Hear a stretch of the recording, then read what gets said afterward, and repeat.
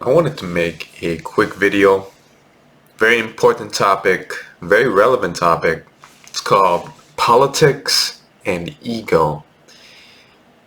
I wanted to make this video because I've been seeing more and more political posts on my Facebook, and I notice a pattern, especially because it's an election year, especially because it's 2020 and there's so many things happening. I see a pattern, and it's usually a person post something that reflects and aligns with their point of view, generally their alignment on the political spectrum of left and right, and then they use that to justify their own ideas. What's interesting is that, they never actually post anything that may be contrary. I'll give you an example. I have a lot of probably left-leaning friends on Facebook. Just by being growing up the way area where I grew up, that makes a lot of sense. And they maybe post a lot of issues that are reflecting negatively on the president, who's a Republican. But they will completely ignore any positive news that might come from it. And they might also once in a while maybe share something that maybe is a little bit biased, but as long as it reflects poorly again on the president, they're okay with it. And I also see it from the other perspective too. I see some folks that are posting some very radical ideas that somehow support law and order or the police or President Trump. And then again, they'll post something that's a little bit on the radical side from maybe a speaker, and then use that as some sort of evidence corroborating their ideas.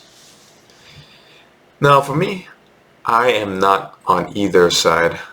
I'm very happy to be just a person that is looking at the next level, that eagle eye view of everything. I'm not down in the trenches and saying, you should think of the world like this, you should think of the world like that. I'm at that higher level, and I'm just observing people behaving, acting, talking, commenting, discussing. And the way I see it is people are merely doing exactly what they're doing, except for on different parts of the political spectrum. And I've said this before, I've said this many times, I don't see this as very different from when people are watching sports. There's a sports competition, you pick sides, and then a foul comes up, and depending on who your team is, you view the foul as going on the other team. Isn't that funny? One event, just one event, but depending on who your team chooses or who your team is, you're viewing that event differently. Now, here's a fun guessing game. Do you know what that is called? I'll tell you later, Ben. But when I see this, I'm just like with a sports match. I'm there to enjoy the game, to be entertained.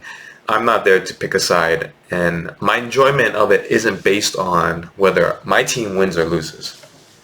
And that's what's happening with politics. People are interested in seeing their team win or lose. But more importantly, this is not my opinion anymore. This is slowly becoming more of understanding of human psychology, right? This is not actually politics. That's why people that study political science, people that are heavily invested in reading about political situations and world politics will probably not have this viewpoint, because I am coming from it from a human behavioral perspective, from a psychology perspective, and that is these politics and all these divisive discussions, arguments, and whatnot. They are more or less a reflection of ego. Now, what is ego? It's a word that's used quite often, and it's probably sometimes used in place of, pride and maybe honor, maybe machismo, a lot of different ideas. But mainly, this is what ego is. It has to do with this part of us that's responsible for our identity, our self-esteem. And ego is basically that simplified layman, everyman's term. Okay, everybody understands that ego. Even if you don't have a degree in, say, neuroscience or I don't know, psychology or something, everybody understands ego, and it really has to do with that which makes you you. And a lot of different things can go into your ego, your identity, your self-esteem. I think when we're young, we're very low in our identity, so we might branch off on things like, sports teams, or our city as part of our identity, or our parents, right? When we were kids, I remember there was an argument some boys were having. Said something about, my dad can kick your dad's ass. That's how little boys socialize. But obviously, yeah, you're going to offend some people that way, right? Because that's part of your ego. See, your father is not part of you. He's a separate person, but your ego is my father. He's my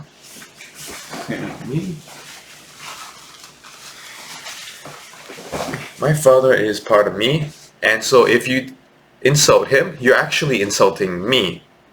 Now keep that in mind. When someone insults, say you're a little, like 10-year-old boy, and someone insults your father, your mother, I don't know, someone related to you. So especially if your father or your mother, someone related to you, isn't there to get insulted, they're not actually being insulted.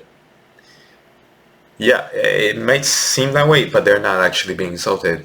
You are, actually. All right, so all those your mama jokes, they're insulting the person, that's the child of the mama, actually. Right? It's a personal insult by talking about someone's mother. And that affects the ego because, that's your mother. It's a big part of you. Or you talking about your sports team, if you're a Browns fan, Cleveland Browns suck. They'll never win a championship. They're not actually insulting the Browns. The Browns aren't taking offense at that. The Browns are not a person. They can't take offense. But people that hold the Browns in their identity will be insulted because that's their ego. Now, I'm using all these different examples from childhood to sports because I'm trying to draw parallels here. And the importance of parallels is when we start seeing the pattern, we see it's all a part of this sort of behavioral system rather than it's just politics, right? It's just isolated to politics. No. The ego has to do with everything that we see as part of us. And when it comes to politics, people will take those political views and internalize them as part of their identity. Now, you remember what I said just earlier now about when these insults are made, they're not towards that which is being insulted, it's being towards the person who internalizes these ideas. When people make statements on Facebook about politics, especially saying something about the opposing views, they are not saying any general truths. It's more of a perspective, all right? And that is how you can have one event, yet different perspectives. People seeing it in completely different ways. And I know all these smart political people are going to say, well, there are all these facts. You can have your opinions, but there are facts. Actually, facts can be not manipulated, but used in a way to confirm your belief system. All right? Because people will use different statistics based on, whatever to support their argument. And this is because this is almost a reverse form of scientific experimentation. With that happens, you get theory, right, scientific method. You get a theory, and then you perform experiments, and then you see, does your theory hold up? With this politics and using facts, what people do is they will have a conclusion, be it wherever it comes from, internally or their emotional states, their history, maybe they got it from their family. They will come to the conclusion, and then they will cherry pick, I hate to say it, cherry pick facts to support that conclusion. I call this backwards rationalization. All right? Because if they see evidence that contradicts their conclusion, they will choose to ignore it rather than considering I might be wrong. And this is what I'm seeing. I'm saying this again because I have a lot of smart people, and a lot of smart people tend to think that if you disagree with me, therefore you must be stupid, you must be uneducated. Well, if people on opposing views are both saying the same thing, that other opposing views are uneducated and unintelligent, how does that make sense? And then for a logical argument, hey, so you're saying everybody that thinks the way you does is smarter? So isn't it possible that you're simply interested in justifying what your belief systems are? And again, this goes back to ego. When someone makes, okay, let's say I make a disparaging remark about Vice President Biden. Biden is not insulted by my remarks. The person that aligns their viewpoints with Biden is. The same way that if I talk smack about a sports team, the fan would be insulted. And that's what happens with the political landscape. It's just an extension of ego and all that. And again, the problem here is that when people are talking politics, they are not doing it to learn. They are doing it to more explore and make sure that they're right. And I say this because you will, again, rarely see people throwing out ideas that may not necessarily support their viewpoints. All right? I said backward rationalization. You come to the conclusion and then you find the evidence. That's how it works in with lawyers in the court. All right, even if you think your defendant is guilty, your client is guilty. If you are representing the defendant, you have to build a case that supports their innocence. All right, and then you ignore, strike out, throw out any evidence contrary. And that's the heart of why politics is a touchy subject, right? Actually, it can be an amazing topic. I would love to have what's called civil discourse, where people who are not attached with their ego to these topics can talk about them, discuss them, and then potentially lead to learning and maybe improving ideas, because generally speaking, diversity leads to better outcomes, and that includes political, ideological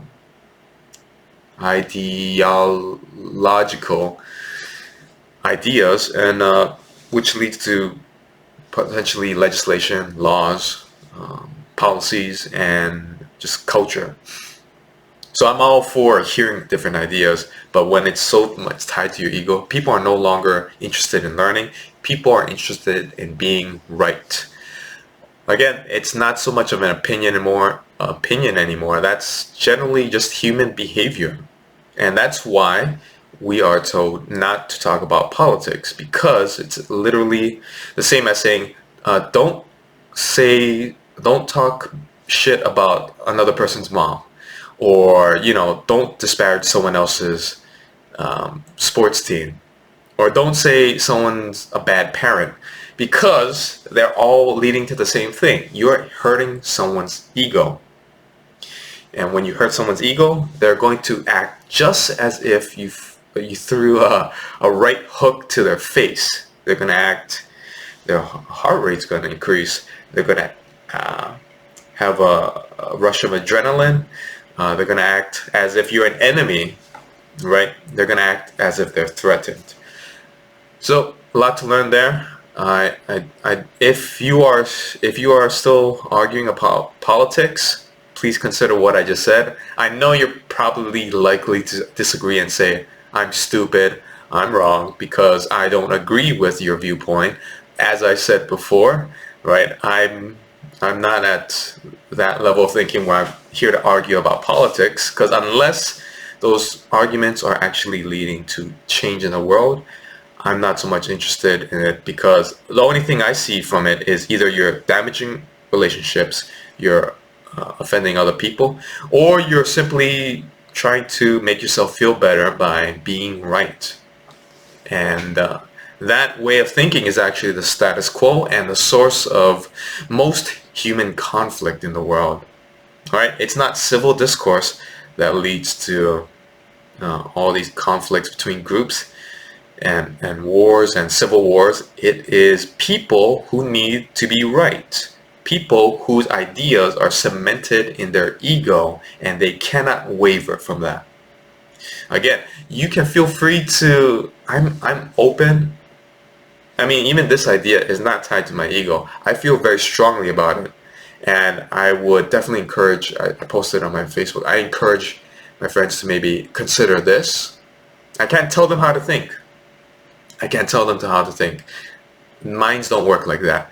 But for those that might be open, I encourage them to, consider that maybe there's another way of thinking about politics rather than you're either on this side or you're on this side. All right. Again, if you disagree, I strongly encourage you to write a response. If your idea is going to be along the I'm a dumbhead, I'm uneducated, I'm open to hearing that as well, although I'm going to give you a very, very strong rebuttal. All right, later.